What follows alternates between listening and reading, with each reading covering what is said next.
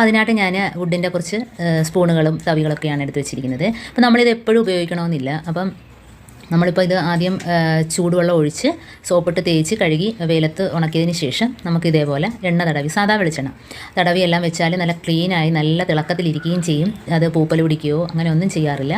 അപ്പോൾ ഇതേപോലെ നമ്മൾ ചെയ്തെടുത്താൽ മതി ഇടയ്ക്കൊക്കെ. അപ്പോൾ നമ്മൾ എല്ലാ സ്പൂണുകളും എപ്പോഴും ഉപയോഗിക്കണമെന്നില്ലല്ലോ. അപ്പം ഇതേപോലെ ചെയ്ത് വെച്ചാൽ നമുക്ക് ആവശ്യത്തിനെടുത്താലും ആ തടിക്കുന്ന ഒരു കുഴപ്പമില്ലാതെ നല്ല ക്ലീനായിട്ട് തന്നെ ഇരിക്കുകയും ചെയ്യും. നല്ല തിളക്കവും അതിൻ്റെ തിളക്കവും ഒന്നും പോകത്തില്ല.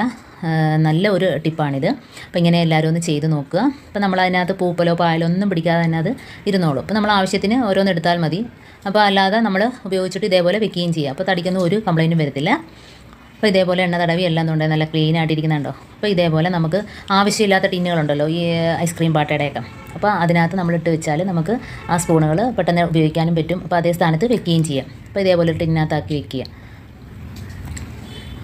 അപ്പോൾ എല്ലാം അതേപോലെ ആക്കി വെച്ചിട്ടുണ്ട്. ഇനിയിപ്പോൾ നമുക്ക് അടുത്തതായിട്ട് ഇനിയിപ്പോൾ നമ്മുടെ ഡോറുകളും അതേപോലെ ഷോക്കേഴ്സ് അതിൻ്റെ തടികളൊക്കെ എങ്ങനെ ക്ലീൻ ചെയ്യാം. അപ്പോൾ വിനാഗിരിയും വെളിച്ചെണ്ണയാണ് എടുക്കുന്നത്. അപ്പം 2 ടേബിൾ സ്പൂൺ അളവിൽ വെളിച്ചെണ്ണ എടുക്കുകയാണെങ്കിൽ 3 ടേബിൾ സ്പൂൺ അളവിൽ വിനാഗിരി എടുക്കണം. ഈ എത്ര പഴക്കം ചെന്ന ഫർണിച്ചറുകളുടെ ഈ തടികളും ഇതേപോലെ തന്നെ നല്ല ഷൈൻ ചെയ്തെടുക്കാം. നല്ല തിളക്കവും മിനുസും ഒക്കെ കിട്ടും കണ്ടോ. ഇതേപോലെ ഒന്ന് ചെയ്തെടുക്കാൻ മതി. അപ്പോൾ ചെയ്യാത്ത ഭാഗവും ഇപ്പോൾ അതേപോലെ ഞാൻ തേക്കാത്ത ഭാഗവും തേച്ച ഭാഗവും കണ്ടോ. തേക്കാത്ത ഭാഗവും തേച്ച ഭാഗം തമ്മിലുള്ള വ്യത്യാസം കണ്ടോ. അപ്പോൾ ഇതേപോലെ നല്ല ക്ലീനാക്കി എടുക്കാം. നല്ല പുതിയതുപോലെ ഇരിക്കുകയും ചെയ്യും. അപ്പോൾ ഇതേപോലെ ഡോറിൻ്റെ ഈ വിടവിലൊക്കെ ചിലന്തി വലയും അതേപോലെ തന്നെ പൊടികളൊക്കെ കയറിയിരുന്നാൽ ഭയങ്കര വൃത്തികേടാണ്. അപ്പോൾ ഇതേപോലെ നമ്മൾ വർഷത്തിൽ 2-3 തവണ ഇതേപോലെ ഒന്ന് ചെയ്ത് കൊടുത്താൽ മതി. പിന്നെ അവിടെ ഈ വിനാഗിരി നല്ലൊരു സൊല്യൂഷനാണ്, ഈ വിനാഗിരിയും കൂടെ ചേർക്കുന്നത് കൊണ്ട്.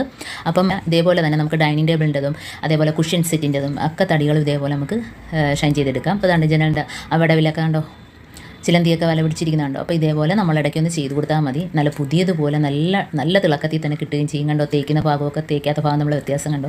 അപ്പോൾ ഇതേപോലെ ഉണ്ടാക്കിയാൽ മതി. അതുപോലെ തയ്യൽ മെഷീനിൽ അപ്പം പകുതി വെളിച്ചെണ്ണ, ഇപ്പോൾ 2 ടേബിൾ സ്പൂൺ വെളിച്ചെണ്ണയാണെങ്കിൽ 2 ടേബിൾ സ്പൂൺ അളവിൽ മണ്ണെണ്ണ.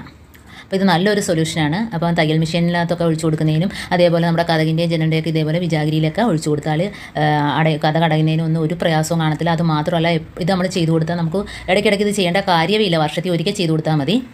മണ്ണെണ്ണയും കൂടെ ചേരുമ്പോഴത്തേന് നമുക്ക് അതേപോലെ തന്നെ തയ്യൽ മെഷീനിനകത്തൊക്കെ ഇട്ട് കൊടുത്താൽ നമുക്ക് തയ്ക്കുന്നതിനൊക്കെ ഒരു ബുദ്ധിമുട്ടും ഉണ്ടാകത്തില്ല. അപ്പോൾ ഇതേപോലെ എല്ലാവരും ഒന്ന് വീട്ടിലൊന്ന് ട്രൈ ചെയ്ത് നോക്കുക. അപ്പോൾ എൻ്റെ ഈ ടിപ്സുകളൊക്കെ ഇഷ്ടമായെന്ന് വിചാരിക്കുന്നു. അപ്പോൾ ഇനി നമുക്ക് തയ്യൽ മെഷീൻ ഞാനിട്ട് കാണിക്കാം.